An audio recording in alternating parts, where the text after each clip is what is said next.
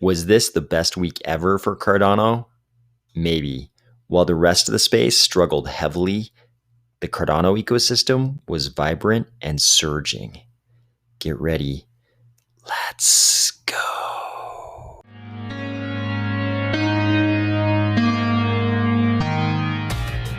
This week was like several weeks packed into 7 days. So much happened, with Elon going back and forth on proof of work. The rest of the space kind of just self-destructed when their boyfriend, the Techno King, broke up with them, and then kind of back together with just like one of them, kind of on some suspect premises. The one project that came out looking wonderful from this week was our project. It was the Cardano Ecosystem. It's almost like we should all be luxuriating in our backyards, by our pools or on our patios or whatever, with drinks in our hands. But I feel somewhat unfulfilled. I mean, we didn't even get to put on our battle shirts this week. I feel like we didn't earn it. I feel like the rest of the space just kind of crumbled under false delusions. And they'll come back. But I feel like this might have been kind of a tidal shift in how the rest of the space understands that the world might look at proof of work going forward. That only benefits Cardano. But the real thing in front of us is this march towards Goguen, towards the Alonzo hard fork combinator event, which is currently scheduled for like August. But we're going to hit the Alonzo testnet soon, and we've got a lot to talk about. So I don't think it's time for the luxuriating yet, because we've got some news to cover right now. Speaking of Alonzo testnet coming up, here we've got our weekly status update. I try to look at this and cover it every single week. Some weeks we don't get to it, but this is really the pulsing heartbeat of what's going on in our ecosystem. And a lot of people spend, every single day talking about what's going on in Cardano and never actually look at what's actually happening, like in the GitHub or through these status updates put out by Cardano. But this is really what's going on when we talk about marching towards Goguen, marching towards Alonzo. This is what's actually happening. And here we've got updates all about dataless addressia, networking, DevOps, the ERC20 converter. This is important. This is one I'm going to focus on today. So they say this week they worked on backend code improvements. They also say they also worked on upcoming documentation to explain the converter functionality. I think if you follow this channel and if you're involved in Cardano to a certain extent, you kind of know what the ERC20 converter is. The rest of the space, I don't think they have any idea what's coming. So I think the fact that IOHK and Cardano are working on upcoming documentation to explain exactly how it works, this is going to be a big piece of it. Creating good documentation that explains the rest of the space, how the ERC20 converter actually works and how powerful it really is. I think IOHK is very good at building software. Cardano Foundation is very good at what they're doing. But certainly you could say that documentation historically has not been known as the strongest part of our ecosystem. We're not like people are like, Cardano has amazing technology, amazing community, but nobody's like, their documentation is mind blowing. That has never been said. I've never heard anybody say that myself. So I'm glad to see they're working on that with the ERC20 converter, something that I think public understanding of will be super important. We've also got some Goguen work here. There hasn't been a lot of talk about Marlowe recently. Here we see the update telling us the Marlowe team was focused on improving the input elements for selecting a wallet. They also updated the front-end dependencies to Webpack version 5 and made some user interface improvements. Work continued on the Marlowe run documentation. Again, this is great. I think the Cardano developers and all the people involved have heard the community loud and clear. We need better and more documentation. So they're obviously working on documentation. Again, the community doesn't talk that much about Marlowe, but I can't help but think that Marlowe has the potential to become super, super important. The fact that somebody could put together a smart contract like puzzle pieces and it will actually run is kind of groundbreaking and amazing, right? It's like there's a little bit of a buzz about low code and no code. This idea that, going forward at a certain point in the future, maybe you won't have to be a competent coder in air quotes, to actually code useful software. Maybe things like Blockly, which is what Marlowe works off, the interface that runs Marlowe. Maybe things like Blockly will allow normal people to code contracts. And Cardano has always pitched Marlowe as, an interface for finance experts, subject matter experts in finance to be able to code and understand their own contracts. But there's no reason why anybody couldn't create a smart contract in Marlowe and have it run in Cardano. I think this is a little bit of an overlooked property in our ecosystem, and it could be super powerful if it's given enough attention, the right documentation, and it's positioned correctly. I think it could go way beyond just DeFi type applications. We also received an update from the Cardano 360 crew. This is a mid-month development update. They're basically going to let us know how things are going on this road to Alonzo. And here at about the 8:52 mark of this video, they have a discussion of exactly how the Plutus testnet is going to roll out. First, obviously, it'll be the internal IOHK engineers, then SPOs, then the Plutus partners who we covered yesterday, Obsidian and all those very smart groups, the Plutus pioneers, the dev community, third parties, and then exchanges. And unless things have been updated and I haven't heard, I believe what was supposed to happen is we were going to have a code freeze, I believe at the end of June.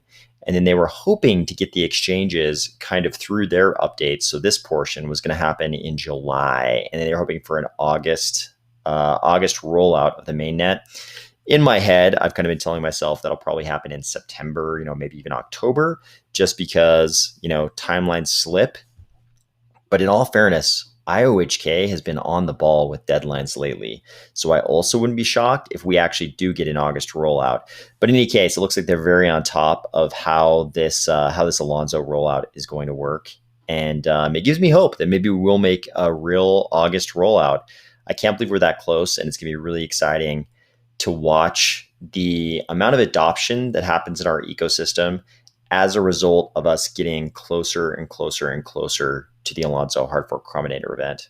This is kind of a sad one, guys. I'm not going to lie. So anytime you're crowdsourcing anything, this time the management and running of our stake pools, you're going to see this natural Darwinian evolutionary process, right? It's going to turn out to be a good fit. Running a stake pool is going to turn out to be a good fit for certain people in certain situations with certain goals and not for others. And we see that occasionally at this point.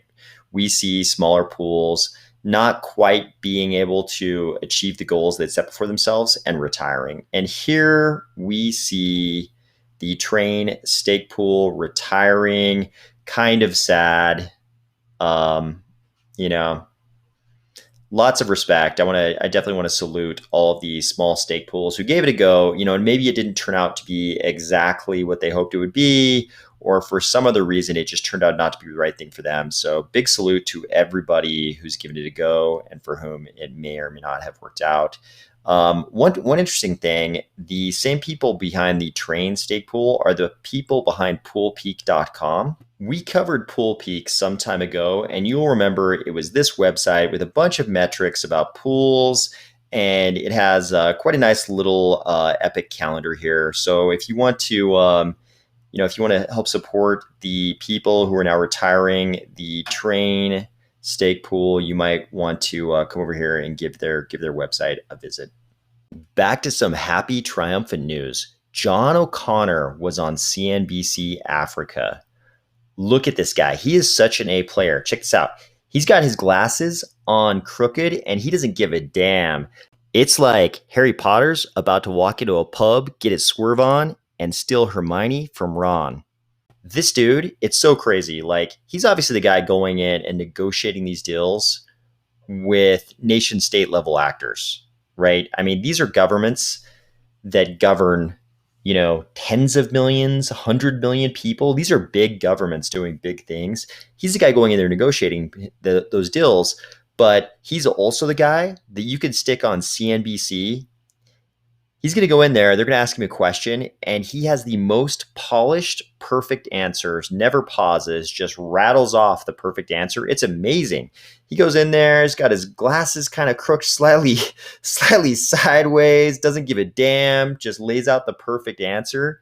Such an A player. I think all of us in the Cardano ecosystem are lucky to have him progressing the interests of our little project in a whole continent like this.